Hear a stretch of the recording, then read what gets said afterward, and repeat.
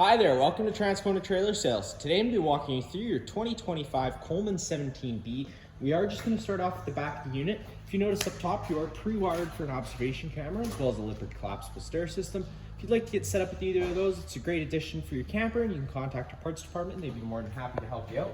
You got your spare tire located right in the back. The license plate's going to go right underneath the tail light here.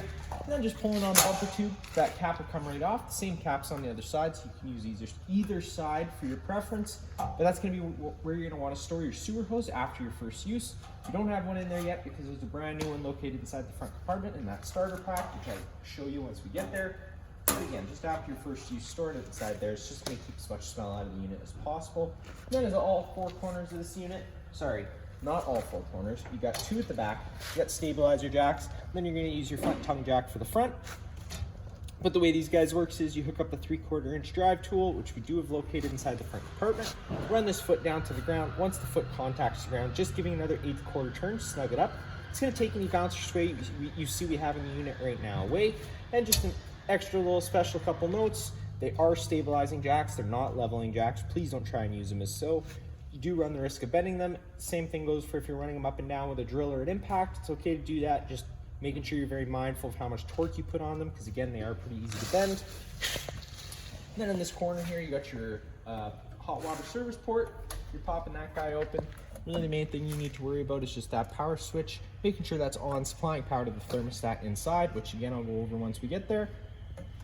You got this pressure relief valve here. So if you've had a camper before and you did the winterization yourself, you probably had a tanked water heater, in which case there's bypass valves behind it, which you had to turn because you didn't want antifreeze running through the system. This system is the complete opposite. There's no bypass valves behind it. And if there is, you don't touch them. You do want to run antifreeze through the system. Once you're done winterizing the camper completely, cracking this pressure relief valve, leaving it cracked open for the duration of winter. That way, once that antifreeze does start gelling up during those extremely cold winter months here in Manitoba, the antifreeze has a place to go and it's not going to expand and crack inside those coils. Locking that into place and just making sure the rubber gasket's nice and over top of the exhaust, because whenever this is running, it's going to be blowing out hot air. You got your fresh water fill. Take that cap off. If your site doesn't have water, or you're out boondocking, you can put a garden hose in there, turn it on, fill it up. Do the same thing with a siphon method if you had to. Then you got your city water connection right down below it. So if you're at a site with service, you can thread a garden hose in there, turn it on. It's going to pressurize all the lines without the needing to run your water pump. And then right down below, you got your sewer outlet. Taking that cap, twisting it off. Sometimes it have to be on there a little stiff. You just take a note of those ears there. Those are going to be the same ears your sewer hose has. They just line up with the notches like so, click and lock into place. And then you got your gray tank and your black tank. You always want to empty your black tank first. This is going to be your dirtiest water filled from your toilets. Then you can come behind that with your gray tank, which is typically cleaner water, which is filled from your sinks and your shower. The reason we do that is just trying to keep that hose that little bit cleaner. You got your fresh tank drain right here, little valve. Opening it drains all the water out of the fresh tank. And then coming to our left, you got your standard 30 amp plug end. It is extendable. It's about 20 feet long once it's fully extended. So if you wanted to get an extension, you could do so.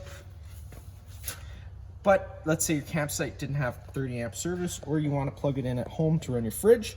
We do include that 15 amp park adapter, which is your standard household plug end. Just keep it in mind whenever you do have it plugged into 15 amp service, you can't run something like your air conditioner. It's really just running your lights. Now coming up front, opening up this storage compartment gets you access to inside. You're pre-wired for a solar controller, a solar package. So if you'd like to get set up with that, again, just contact your parts department. They'd be more than happy to help you out. Then located right at the front, you got your battery located inside this box here. Underneath this cover, which will be put on there properly once you pick up the camper. I just left it loose for the purpose of the video. You got your standard propane tank. Opening up the flow of propane counterclockwise, nice and slow, opens up the flow of propane inside the unit. You do have a little level gauge there. They say they're pretty accurate, so that's one nice thing that they do have this year. Then you got your tongue jack right at the front. One way's up, the other way's down. It's also going to act as a stabilizer jack for up front. Opening up this next compartment, you do get that 3/4 inch drive tool for the rear stabilizer jacks, which I told you about. Then you get your starter kit. You got that 10-foot sewer hose, a 15-foot water hose, as well as the 15-amp park adapter I told you about. Then it does come with some other miscellaneous goodies.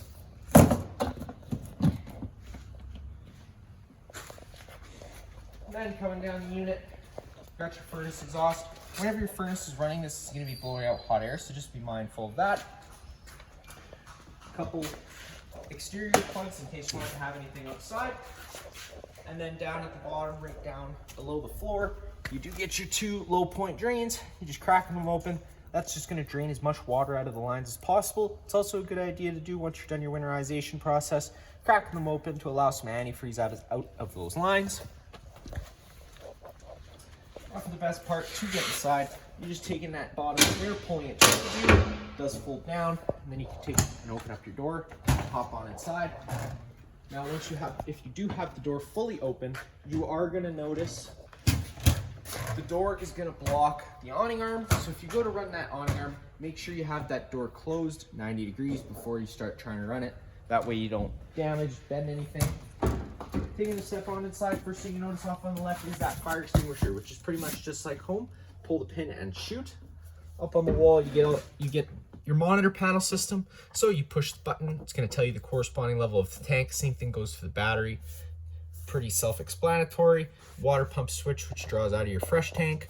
And then you do have an exterior light switch, which turns on these awning LED lights. Next, you do have your awning control. Pushing and holding that extend button, the awning is going to start making its way out, and once it is at its full extension, you're going to see the back of the metal tube and a little flap hang down. Now, unfortunately, due to space, I don't know if we're going to be able to get it all the way out today. Yeah, that's about all we're going to be able to go today.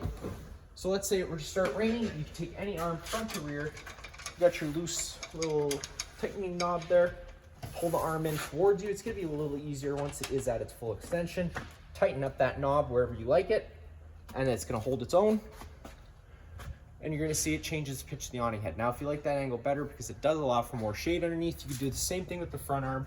Just making sure that before you bring the awning in, you make sure you loosen both back off and let them go to their natural position before you try running it in. That way you just don't run the risk of bending anything. And whenever you do have that awning out, always keeping an eye on wind speeds. Once they start picking up, you're going to want to make sure you bring the awning in, which is just holding the retract button, making sure the awning's rolling the right way in. Once the arms contact the side of the trailer, motor automatically comes up, cuts out. All the lights in the living space are on their own center push buttons. And another thing to keep in mind with the awning, let's say you had to bring it in while it was wet, always want to try and put it out at your next earliest convenience to allow it time to dry off. That way you don't accelerate the growth of mold or mildew.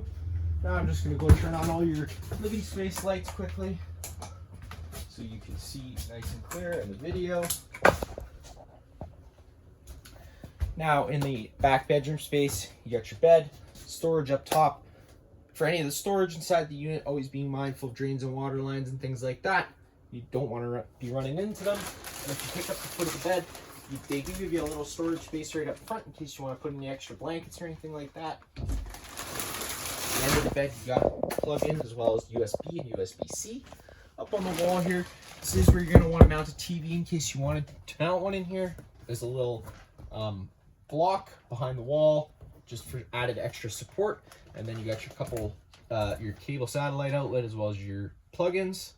Then you got this little black button. Turning this on does turn the antenna on the roof. Now that also improves radio frequency and cell phone frequency. So whenever you are camping, I do recommend leaving it on. But if you're leaving the camper for a while or you're done your camping trip, try and remember to turn it off as it does draw battery power. Got your little dinette area here. Pretty simple. Fire exit behind there. Pulling on this red tab, the screen's going to pop right out of the place. And then in that case, you can take your handle, push it, and hop on out of the unit. Just making sure you do plant your feet down below you so you don't wipe out. All the blinds in the unit work the same way. They just kind of sit where you leave them. Push them up to go up.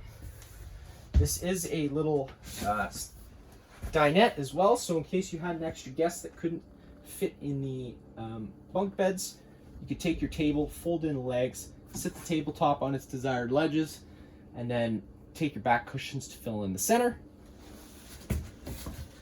In your kitchen area, pretty standard, same hot and cold water, storage up top, For lighting the stove, let me just grab my lighter.